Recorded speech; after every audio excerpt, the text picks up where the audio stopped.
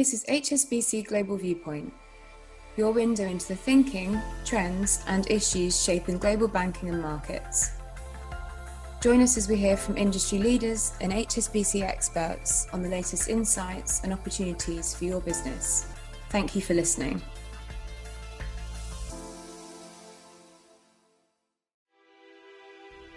Hi everybody, welcome to the ESG Brief, our podcast on the world of environmental, social and governance issues from the perspective of the analysts here at HSBC Global Research. I'm Jack Reed, your host, along with Chris Brown-Humes, our managing editor. In the drive towards reducing carbon emissions around the world to net zero, what's so special about 81%? We talked to our co-head of ESG research, Ashim Pound, about what that number means in the context of his latest research. Energy analyst Tarek Solomon joins us to focus on two developing technologies. And we look at a new source of pressure to reorder global climate priorities, central banks. What role are they playing in the energy transition? We ask credit strategist Son Jin Lee. This podcast was recorded for publication on Monday, the 29th of March. Remember, all our disclosures and disclaimers associated with this podcast must be viewed on the link attached to the media player.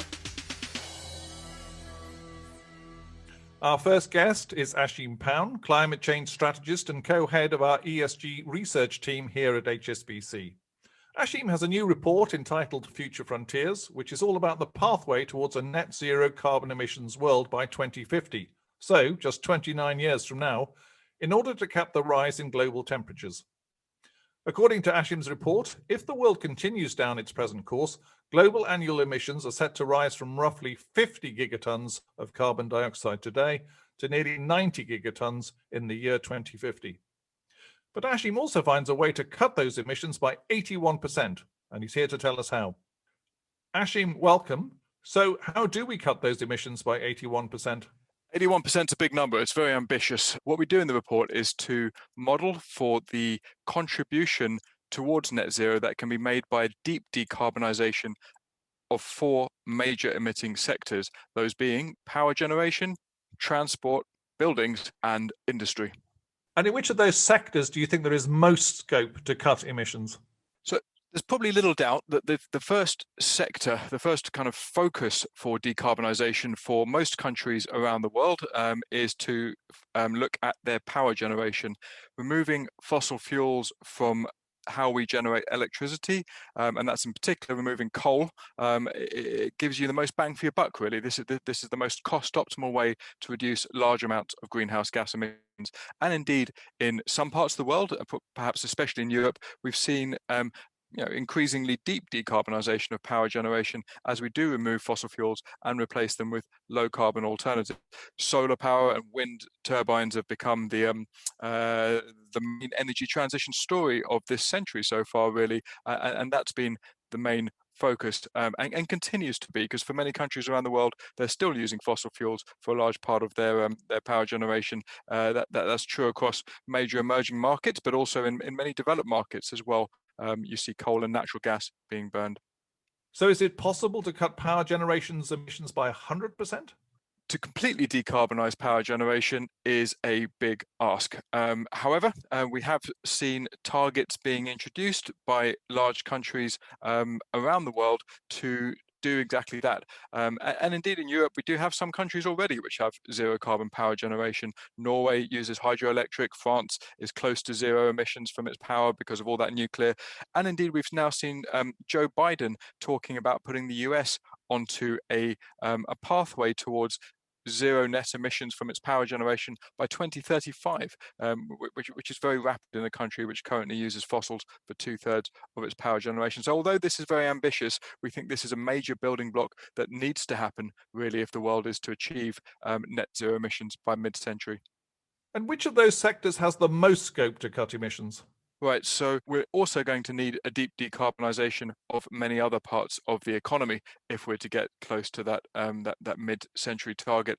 we look at the different modes of transport which consume oil derivatives as their energy source, and plot different pathways for cars and trucks and ships and aviation and other sectors as well. I mean, for cars, we know that electric vehicles look like the most viable alternative to the internal combustion engine.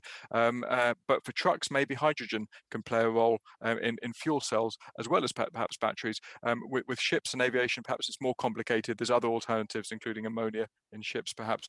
Now, with industry, it's a very, very diverse sector, and it requires very disparate solutions. When we talk about decarbonisation of oil and gas production, of cement, of iron and steel and other non-ferrous metals, and also things like chemicals and plastics and fluorinated gases, many parts of industry, and they all require different solutions. We see again potential for hydrogen to play a role to replace fossil fuels in heat generation, perhaps, and also perhaps for carbon capture and sequestration technologies to capture some of the carbon that come from industrial applications like steel making. And then lastly, buildings. I mean, buildings use fossil fuels directly within them, burning natural gas within homes for heating and for hot water and for cooking. Similarly, oil is used, and to a lesser degree in some parts of the world, still coal. But also buildings use a large part of that power which we generate in the first place. And so if we have buildings which are transitioned away from burning fossil fuels directly and which become more efficient in their use of electricity, the emissions from that part of the economy can come down as well. And so in combination, those four sectors with deep decarbonisation pathways, which we plot in the report, can in aggregate give us around an 81% closing of the gap between where the United Nations Environment Programme's business as usual scenario says we're going, and down towards that net zero level by 2050. Ashim, that's a great place to end. Thanks very much indeed for joining us. Thank you, Chris. Two of the technologies that Ashim mentioned there that may help close the emissions gap, carbon capture and so-called green hydrogen, are the subject of our next guest, Tarek Solomon. Tarek is an energy analyst. He's a member of the Oil and Gas Equity Research team here at HSBC and a regular contributor to our research on the energy transition theme. Tarek, thanks for coming on. Thanks, Jack. Let's start with your big report last week on carbon capture and sequestration. What is it and how does it work? Well, you may not be surprised to know that it is what it says on the tin. Effectively, it's putting an industrial application to prevent as much of the CO2, in some cases up to 90%, of the emissions from an industrial or an energy-intensive process, and preventing them from getting into the atmosphere. So it's about capturing those carbon dioxide or CO2 emissions. Once that's captured, there are some ways for that to be put to use, but more likely than not, we see in the future, it's about taking that CO2 and basically finding a home for it for life, permanent storage, or the word sequestration. So it's putting it into the typically secure geological formations, so rocks underground, perhaps a depleted oil field, where it'll stay for decades, if not hundreds of years, and effectively be locked away for good. You say in your report that we're in a make or break decade for carbon capture. What do you mean by that? Well, we phrased it that way because carbon capture is not particularly new. It's been around for a couple of decades. It's had a very stop-start journey. It's not had a lot of support from corporates and governments, that sort of wind and solar perhaps have. And as a result, today, it's on the peripheral of the energy system. It only captures a fraction of a single % of global CO2. With all technologies, scales, cost, proof of concept are all important. And we think carbon capture needs to make significant progress on some of those in the 2020s to really serve as a platform for it to play a more meaningful role in the future road to net zero. I would point out, though, carbon capture sequestration, along with other technologies, for example, like green hydrogen, they're all part of a toolbox of options to get to net zero. Neither one of them individually is a silver bullet for the energy transition sort of issue.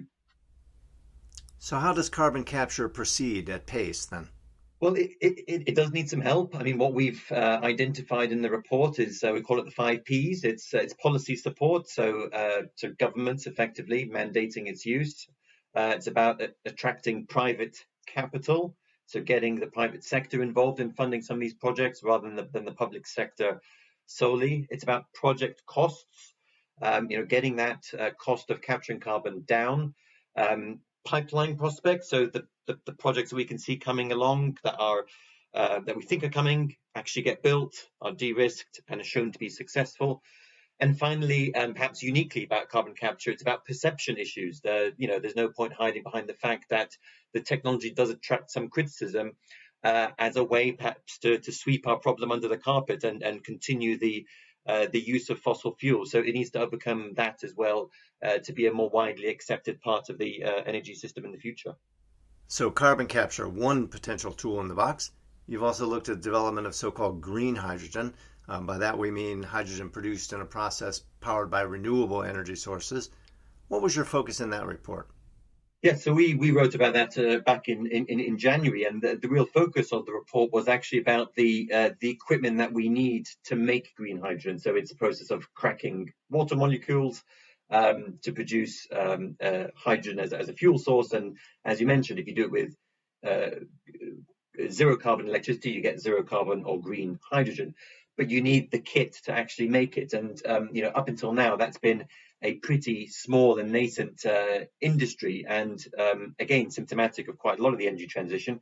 It's got to go through a pretty big transformation in a relatively short period of time. And just to give you an example of that, the European Union has mandated a 400-fold increase in the installed base of these pieces of kit, electrolyzers, by 2030. So that's less than 10 years, 400-fold increase. So having to have a whole industry almost born out overnight, and again, I think you could argue that that's symptomatic of a lot in the energy transition. Its scale, and also if we're talking about the broader issue of global warming, time and speed is also of the essence. So a big challenge to get the supply chain in place to help green hydrogen make its impact on the energy system. Tarek, thanks very much for joining us. Thanks for having me, Jack. In normal times, central banks are associated with monetary policies like the setting of interest rates and inflation targets. But for well over a decade, central banks have adopted extraordinary measures to keep the global economy on track. And that could also be a new tool in the drive to tackle climate change. Our credit strategist, Songjin Lee, is here to tell us about the greening of central bank bond buying programs.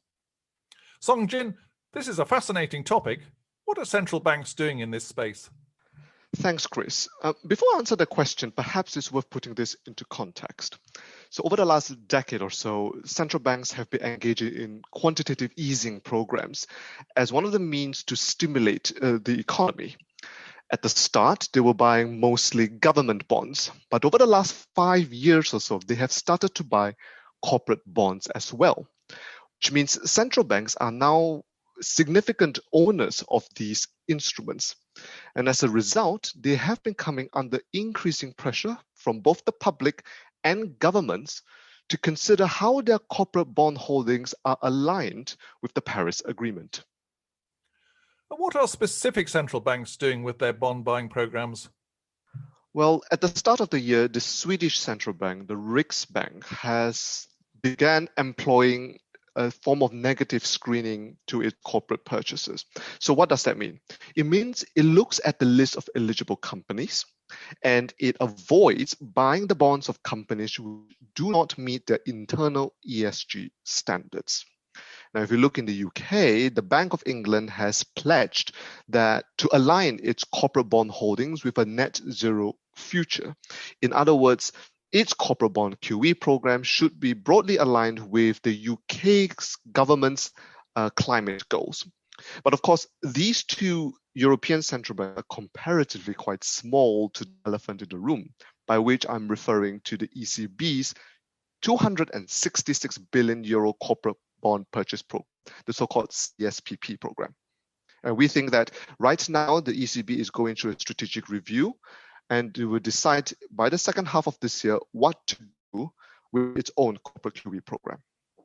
You've just published a report about the ECB. What are you expecting to hear from them? So our green bond strategist has explored all the options that are available to the ECB, but we think the most likely policy option they would take is to adjust their purchases, but differentiate between companies instead of between sectors.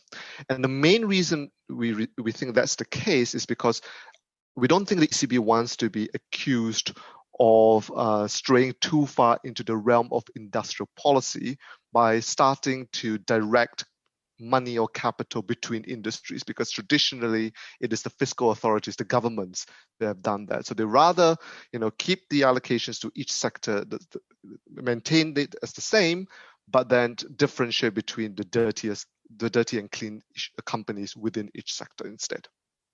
And what's the timetable, and what do you expect the impact to be on the corporate bond market? So the ECB hasn't announced a specific timeline for this, but we think that an announcement at some point in the second half of this year is quite likely. When it comes to market impact, well, upon announcement, we do think that the interest rates for some of the dirtiest companies within Europe might well rise as the ECB signals that it plans to reduce purchases of their bonds. And that is part of the desired impact.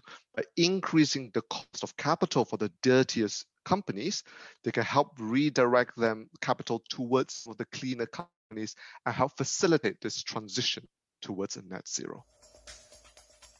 Songjin, thank you for joining us. Thank you.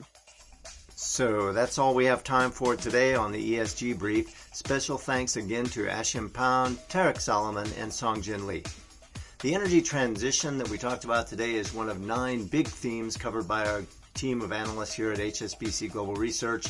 The other themes in the stable for 2021 and beyond are automation, digital finance, disruptive technology, future cities, the future consumer, future transport, and lower for longer interest rates.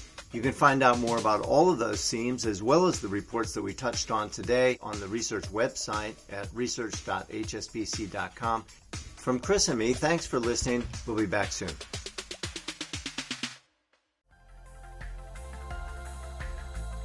Thank you for listening today. This has been HSBC Global Viewpoint, Banking and Markets.